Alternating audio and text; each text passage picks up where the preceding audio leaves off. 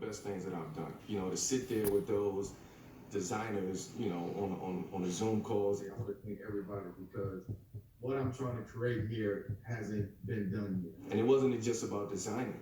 Like we had real conversations just about life because a lot of those designers are actually still in those communities that's being affected. How are you feeling as we sit here in the state that we're in? You know, there was another incident in the news involving a black man and a police officer. Also in the news, 2 police officers shot. How are you navigating all of this, processing this? It's hard. It's hard to wake up and hear about another tragedy, police killing, or somebody killing the police, right? That's just where we at as a country right now. And for the black community, we're tired of it. We're just fed up with it. So on the flip side of that, to see the 2 cops who got shot, we don't want that either. Like we don't need that. You wrote a very moving letter in July addressed to young men and women of color. And you said, "It's hard for me to tell you not to be afraid when I'm afraid." What did you mean? I'm afraid of the unknown. I don't know how to keep having these conversations with the younger generation, my son. I never thought I would have to have this conversation with him at 13. I'm fearful of like telling him the wrong thing or my emotions coming to, you know, being put in the forefront because he's gonna take everything I say and how I say it, and he's gonna build off of that. It is the conversation no black parent wants to have with their child. But despite the fear, Anthony is setting an example for his son Kyan by using his voice to speak for change. You know what? Enough is enough. So you were recently guest editor-in-chief of Slam magazine. Yeah. It was very powerful. What was your message in the magazine? The overall message was, look, the time is now, right? Like, my son is on this cover. These are the new voices, the most important voices. This is the future. Our time is now to make a change. I'm sure it was a deliberate choice where you're both in hoodies. Yes, just because I have a hoodie, don't make me a gangster, don't make me a thug, don't make me this, don't make me that. I am who I am at the end of the day. So my son have it. He's definitely not, not intimidating anybody, and I'm not intimidating anybody. Anthony is no stranger to speaking his mind and opening his heart. Earlier this year, he spoke candidly about the challenges he faced after parting ways with the Houston Rockets in 2018. At the time, he went unsigned for a year before eventually joining the Portland Trail Blazers.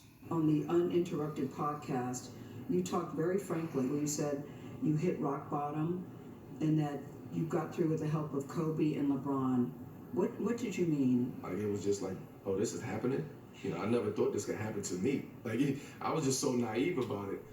So, Kobe was there for me, when I was talking to him. LeBron was there at times.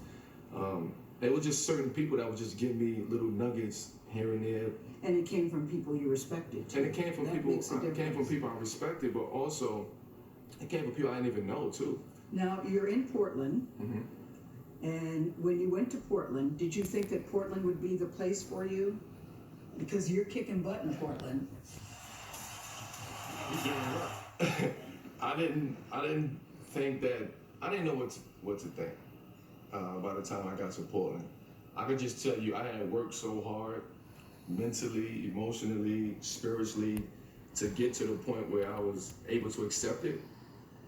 Yeah. So for so long I had disconnected myself from the game because I just felt like the game doesn't love me the way that I love the game anymore. Mm-hmm. So maybe it's time for me to walk away. And that's where I was at. So when I got the call from Portland, it's like, I already knew what I wanted. I was at peace with it. Are we going to be able to work together? Are we going to do this together? Do you need me or do you want me? Like, Was that an important distinction for you? That was a very important distinction. Do you need me or do you want me? What's more important? Want. Want.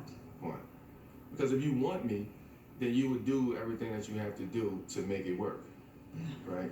If you need me, you can, I need you, but, we can look over here too, right? Yeah. So I was very big on them saying, look, we want you here. We believe in you. Are you happy there? I'm happy. I get the impression, Mello, that Black excellence are not just words to you. No, Black excellence is a movement. It's who we are. It's what we have inside of us. We've always had Black excellence. But now we have our voice, we have a platform, and I'm going to continue bringing people along with me. Carmelo Anthony, very smart, very thoughtful. He thinks a lot about what's happening in the country. And he said, you know, I'm not a politician. Yeah. He goes, I'm not even really into politics. What I'm into is my community. Yeah. So it's not to me about Democrat or Republican. It's about right and wrong. And I'm looking for someone who does right. You remind me of Maren Morris in that respect. It's not about, you know, Yeah. Democrat, Republican. It's about right and wrong and standing in the right place. And he feels very strongly about young people. I love this part where he says, there are 3 words I tell them: love, hell, and right. What does that mean? When you love something, you will go through hell for it to make it right. And so it's love, hell, and right. When you love something, you will go through hell. I loved what he said there right at the end, that he's going to bring, he intends to bring people along with him, Yeah. which is a real act of generosity. I'm used to the post-game Carmelo when he played with the Knicks, because I'm a Knicks fan. Yeah. I don't know this Carmelo that well. I was thinking the same thing. And I really like him. Well, speaking about the Knicks, because there's rumors that, you know, people want him to come back to the Knicks, that Knicks are talking, and I asked him about that, and he goes, I'm in Portland, I'm very happy in Portland. He wouldn't even go there on that, Yeah. but a lot of people would be happy to see him come back to New York. Yeah. So Well, we I'm feel- glad he's happy. That's the main thing. I'm too, you know, his wife is Lala Anthony, and their son Kyan, they live in New York. That's another reason, so they're Yeah. commuting back. That is tough. The Yeah. coast-to-coast thing is But they're hard. making it work. They're making it work. All right. You're watching CBS